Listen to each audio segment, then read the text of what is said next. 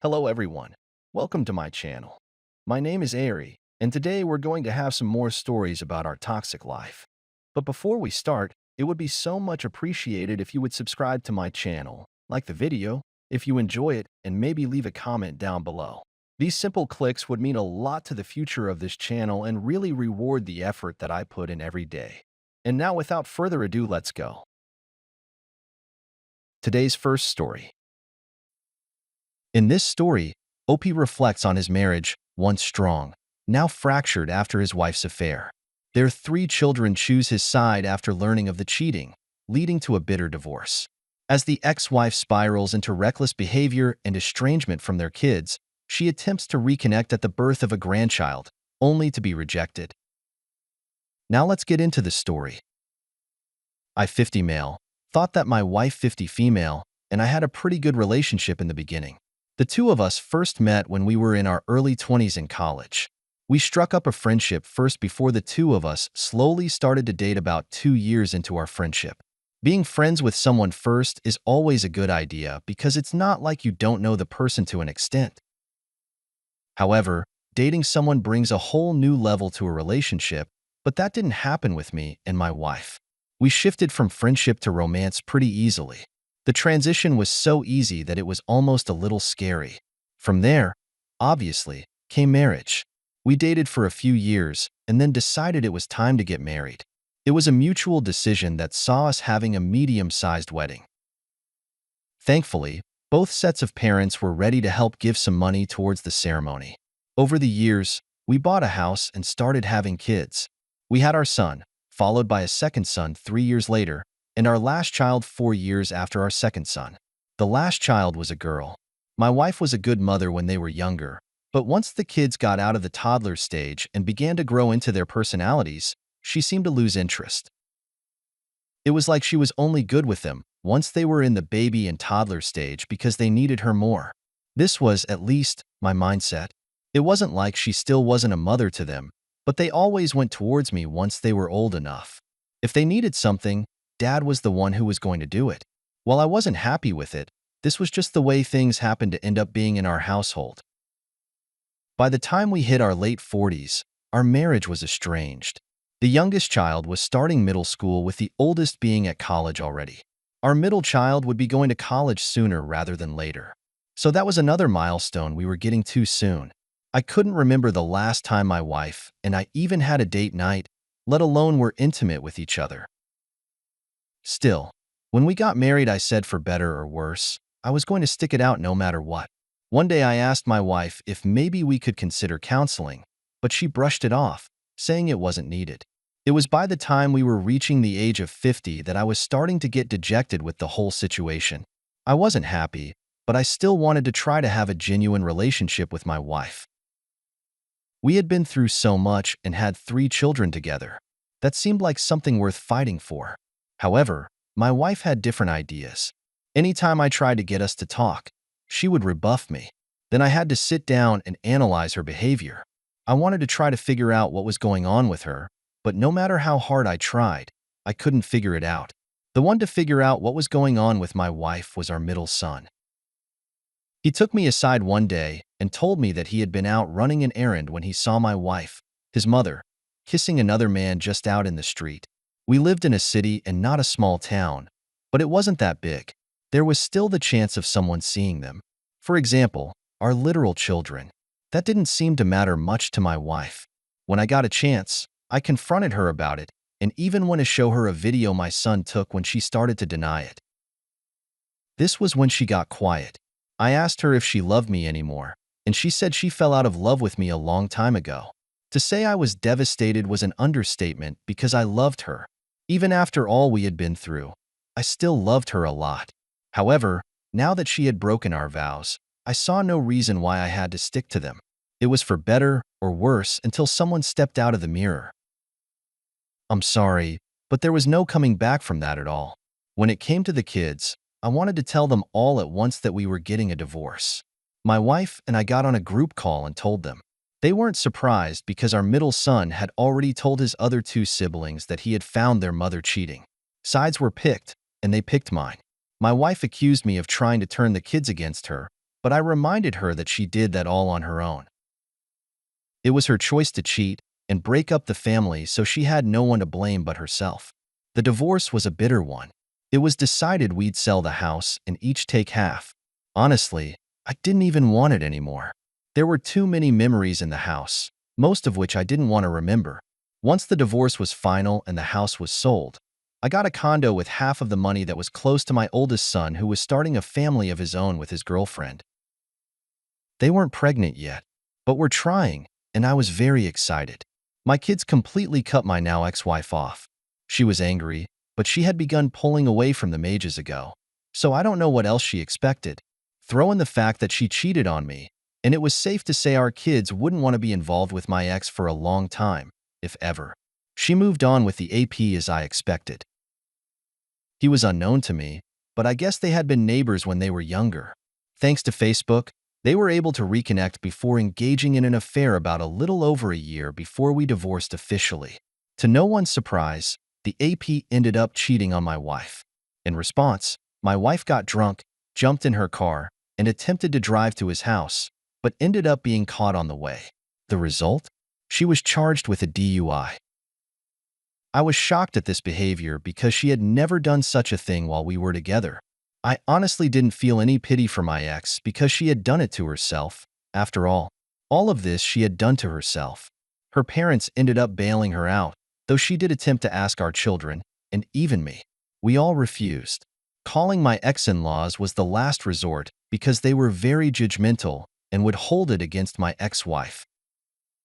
She ended up getting off with a slap on the wrist since it was her first offense, but the fact that it happened in general was embarrassing for her. Again, I was done with my ex-wife, so there was no sympathy for her. My ex had chosen her AP over her children, and that was just how it was going to be. When our son and his girlfriend finally did get pregnant and have a child, she attempted to show up at the hospital. I had no idea how she found out, but it was a shock to see her there. In a matter of seconds, she was shooed away and shouted the entire time she was being led out of the hospital. Would change his mind, but until then, she would not see our grandkid.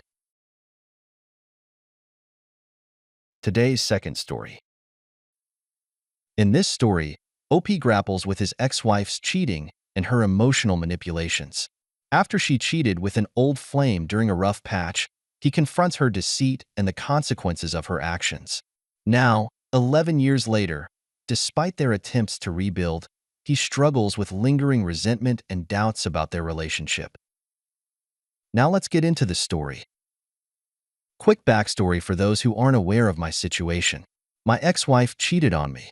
She craves attention and always needs somebody to talk to. I don't mind giving attention, but it's not something I necessarily need, and I don't mind going a few days without seeing or talking to anybody. The other guy knew she was married and pursued her by love-bombing her with letters and gifts, texting her periodically, telling her he missed her, and calling late at night. And calling again when she ignores it. He even got her name tattooed on himself. I am reflecting on everything that has happened to me in the last few months, and I can't help but think of everything she has said to me during this time. We met one night to have a discussion, and she started off the conversation with, "If at any time I don't like what you say, I will get up and leave." The next words out of her mouth were, "I am sorry that I cheated on you, but I did it for a reason." And then she proceeded to tell me everything I did wrong during and after our relationship while I couldn't defend myself.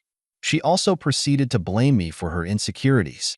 When she first told me she wanted to separate, I told her that she tends to make decisions based on emotion instead of logic, and that she needs to make sure she is actually making a logical decision here. This was before I found out she was seeing somebody else. When she decided on divorce, she told me that she feels like she is finally making a logical decision and that she needs to listen to her heart. What kind of logical decision is that? I first encountered the other guy when I found the letters. I told her that the moment he showed any interest, she should have shut it down. If he hadn't sent letters anyway, she should have cut communication. She told me that the letters should have been an indication of how bad our marriage had become. When I found them, all I did was tell her it needed to stop, and that was it. I didn't step up and do anything to make her want to stop engaging with him. I don't have any tattoos. When we were together, I always talked about getting one. And she said, if you're going to get a tattoo, it's either going to symbolize us or it's my name. I don't care how long I've been with my partner. I will not get her name tattooed on me. Well, the other guy did it after knowing her for roughly a year, and it's very evident that she is impressed. She says to me, he actually did it because he cares about me. Something you refused to do throughout the course of our relationship.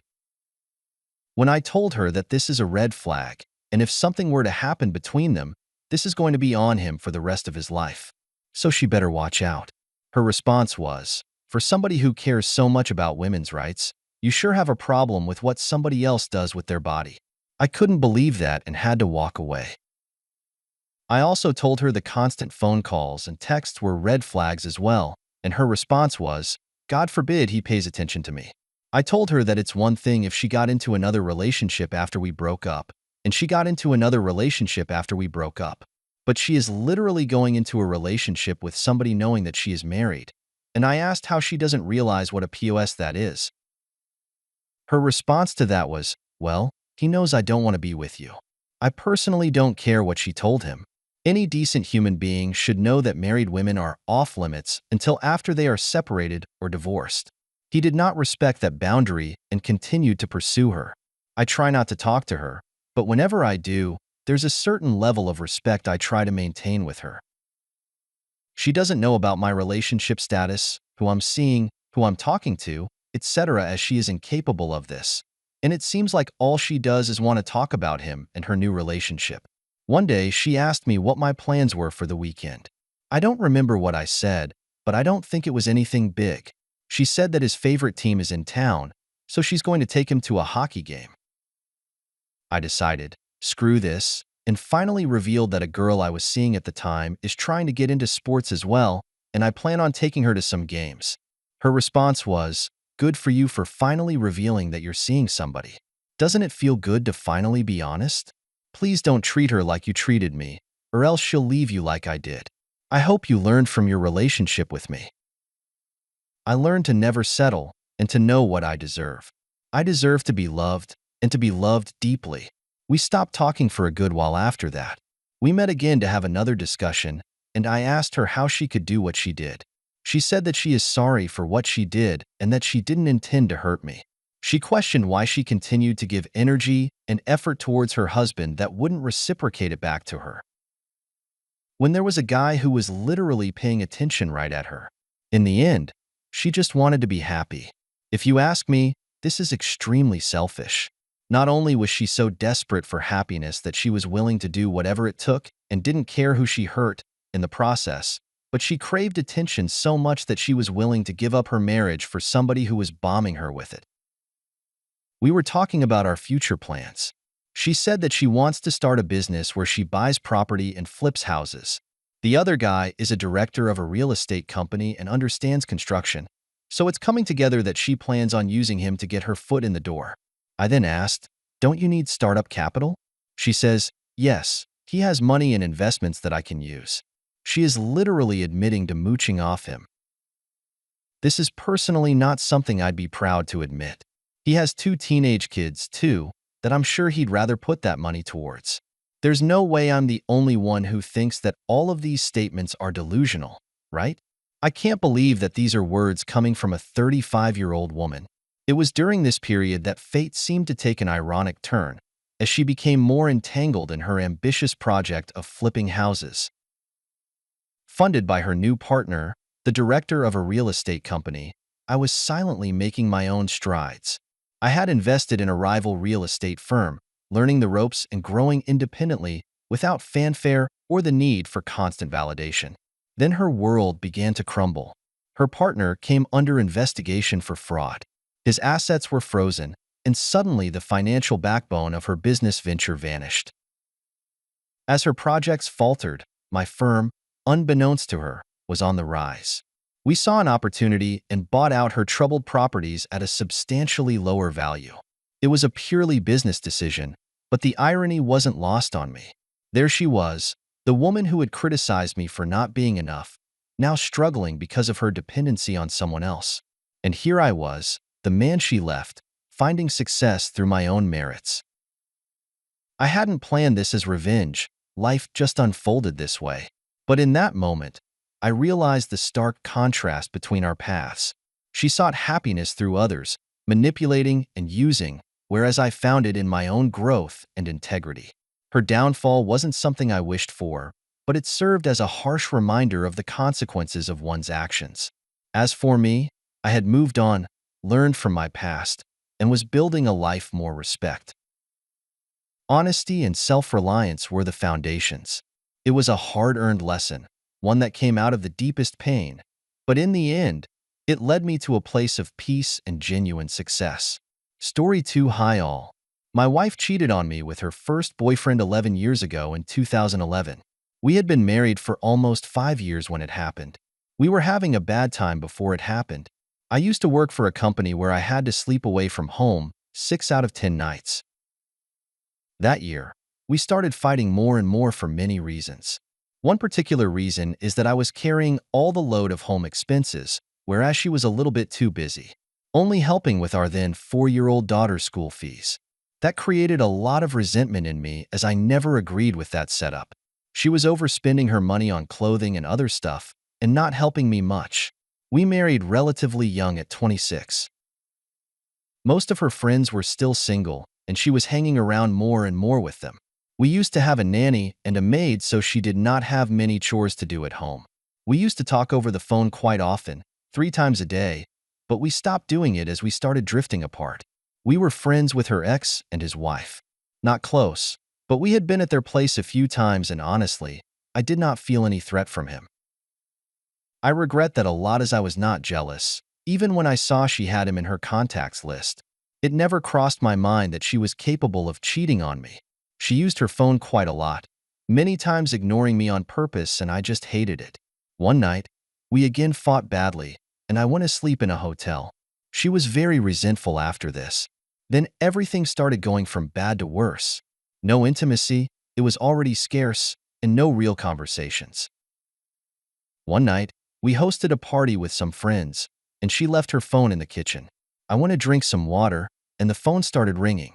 It was 11 p.m., so a bit late for a phone call. I checked the name, and it was a friend that I never heard of. I did not answer the call, but instead confronted her. She said it was an old friend from school, and that she did not know the reason for the call. I called back, but never got an answer. Feeling that something was wrong, I followed my gut and bugged her phone. I will always regret what happened after that. For some reason, I did not check the details of her movements for days. There was even one Saturday that she had to go to work, as usual, but this time she was dressing up quite hotter than normal, with heels and perfume. I asked her who she was going to meet with a sad or concerned face. She noticed my distrust and told me, "Don't be silly, I love you." I believed her. I actually thought about following her and did not do it for some reason. Even worse, I did not check her movements shortly after that. Anyway, one night, 10 days later, I was at my work accommodation when she called me and told me she was going to meet a community leader, so she could not take phone calls. That was weird to me. So the next day I logged into my computer and finally checked her location. She was in a hotel for 1 hour instead of the community leader's place. That was when I started reviewing all the data that the phone had captured. Although I could not check the content of text messages, I still could see the dates and times of the conversations and SMS exchanges. It was pretty obvious something was going on, as these were very late. I called her and confronted her, and after some evasion, she finally confessed. Then I called her lover and told him I knew everything. The guy denied it all, such a coward. I was feeling really bad and depressed that day when suddenly I got an email from this guy's wife. It seemed someone who knew both my wife and him actually saw them when she got into his car and followed them to the hotel. Then they sent an anonymous email to the wife, and she then sent it to me. So the issue was now public knowledge, quite bad in my small town. My wife begged me to meet her that same night. I declined at the beginning, but ended up yielding to her request. I asked for permission at work to leave the site. We met and talked. Probably the worst night of my life by far. She was begging me for forgiveness. I was simply asking why and how she had the courage to do what she did. I had never been in such a shocking state and also have never seen her as she was that night, crying, begging, and unsure why she did what she did. I was mad that she had the decision in her hands, and then she was giving me the role of deciding about the relationship's future after what she had done. She said they met that Monday as she wanted to finish things with him. She could not have intimate that night since she just had an IUD procedure and she was bleeding and in pain. Still, I was simply in shock and could not understand many things, let alone believe what she was telling me. I had to return to work the next morning.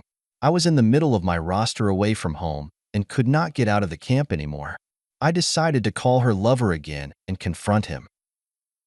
I told him I was not going to make a scandal nor call his wife, provided he confessed the details of the affair. I guess I still wanted to protect my family and leave everything as a rumor, he agreed. He told me some similarities to what my wife told me, such as the duration of the affair, 2 months, the number of times they had intimate 3, and what happened the last time they met. I still caught some lies from my wife, which was devastating. The guy had the guts to tell me that my wife loved me, but she was very lonely and vulnerable, and he just took advantage of that. What a piece of #T, as I later knew his wife was heavily pregnant. I asked him to leave my wife alone and to sort the mess with his wife. He told me he had denied everything, so she was still unsure of the affair. Anyway, I kept searching the data from my wife's phone and noticed she was with her lover that Saturday when I asked her why she was getting so pretty.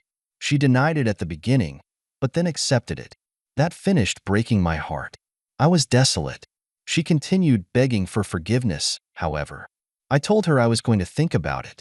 I traveled to another city to my mother's place with my daughter to think about what I wanted to do. My parents were divorced, hence I grew up without my father.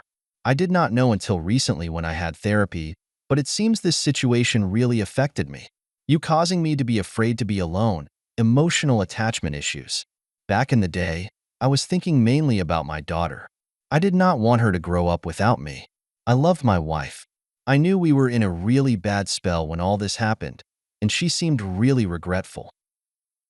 She actually contacted her aunt, the closest relative she had, to mediate between us. She was embarrassed as her aunt is very religious. Anyway, I thought about my decision for about a week, with my broken heart about what I wanted to do.